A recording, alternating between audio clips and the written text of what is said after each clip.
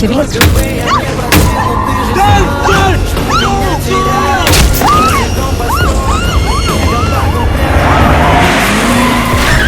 My name is David Budd, and I'm the personal bodyguard for Home Secretary Julia Montague. Just moments ago, Julia, the woman I'm sworn to protect, came under attack.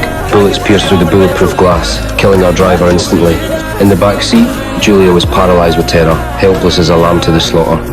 I quickly realised that while the bullets could penetrate the glass, they couldn't pierce the armoured plating of the car's body. I immediately called for backup from the counter-terrorism unit, who said they'd arrive in 2 minutes. After regaining my composure, I rushed to comfort the trembling Julia. 2 minutes, Mum. Sit tight, you're going to be fine. You're doing really well, Mum. You're doing great.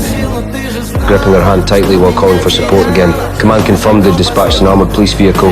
ETA, 2 minutes. But the sniper outside kept firing. Seeing no other choice, I escaped from the rear of the vehicle and used my phone's camera to locate the shooter's position. From the photos, I could see the sniper was on a rooftop not far behind us. With the tactical team still nowhere in sight, I contacted command again. They said the roads were blocked and backup would take longer. You already said 2 minutes. This pissed me off instantly. I had no idea what the hell the tactical unit was doing. Mum, I need to get you to safety. Mum, this is what I do. Trust me. Unable to wait any longer, I dragged the driver's body out and reversed the car straight into the shooter's blind spot. Once I saw Julia was temporarily out of danger, I decided to take out the sniper myself. Take care of the Queen. Gun drawn, I entered the building and followed security to the rooftop. When I saw the sniper, I froze. It was my old army buddy, the only other survivor from our unit back in the war. It's over. Don't. Someone's got to stop her. Get it done. Don't! But before I could react, he put a gun to his head and pulled the trigger. Watching my brother in arms fall before my eyes devastated me. Even someone as composed as me couldn't process what I was seeing.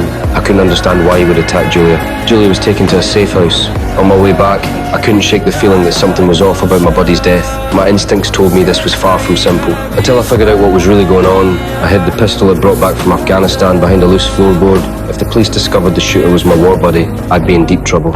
When I found Julia again, she'd lost all her usual commanding presence, still shaken to her core. She couldn't understand it. Her schedule was highly classified, so how did a sniper know her route? And why did the counter-terrorism unit take so long to respond after the attack, leaving her exposed in the kill zone? Who was pulling the strings? If I hadn't acted quickly, she'd be dead. Being betrayed by those around her left Julia unable to think straight. Now, the only person she could trust was me, the man who'd protected her. Only I could make her feel safe. Julia had lost her usual poise. My inadvertent touch stirred something in her, revealing her vulnerable side. The Queen. You're allowed to touch her. In that moment, she was just a woman who needed someone to lean on. The next day, Julia immediately held a press conference, vowing to uncover the truth behind the attack. The counter-terrorism unit also came to question me about the Home Secretary's attempted assassination. I told them that when I reached the rooftop, the suspect saw me and immediately shot himself. I didn't mention that the shooter was my war buddy. I wanted to keep the police in the dark because I knew there was more to this than met the eye. But as the investigators pressed me, inconsistencies started to surface and I grew increasingly nervous. I managed to defuse the situation by agreeing to write a more detailed report. Sometime later, Home Secretary Julia was scheduled to speak at a university. After my team and I completed all security protocols and confirmed everything was clear, we gave Julia the green light to take the stage. I went to notify Julia in the holding area. As I turned to leave, she grabbed my hand. I want you right beside me, not because it's your job, but because it's our choice. In her eyes, I was no longer just another bodyguard. With my escort, Julia confidently walked onto the stage before thousands. As our bodyguard, I had to maintain constant vigilance over the venue's security. Just then, a suspicious person appeared at the entrance. Ever cautious, I immediately went to investigate. It turned out to be Julia's assistant, claiming she'd forgotten important documents. I thoroughly inspected the briefcase, found nothing suspicious, and returned to the venue. But now the assistant was standing oddly close to the podium. My colleague spotted something wrong and rushed toward the stage.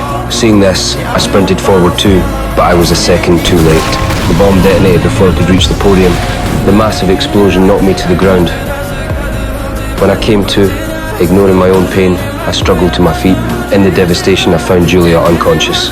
The police immediately questioned everyone at the scene. After reviewing security footage, they discovered Julia's assistant had walked onto the stage with a briefcase just 1 second before the explosion. Despite careful analysis of the video, they couldn't definitively determine if the briefcase caused the blast. Then the police interrogated me. Since I was the only one who'd inspected the briefcase and the last person to see the assistant before the incident, they suspected the briefcase contained the bomb. But I was absolutely certain the briefcase I'd checked contained only documents, nothing else. The detective didn't buy my story. Since I'd been present at both attempts on Julia's life, I was now their prime suspect.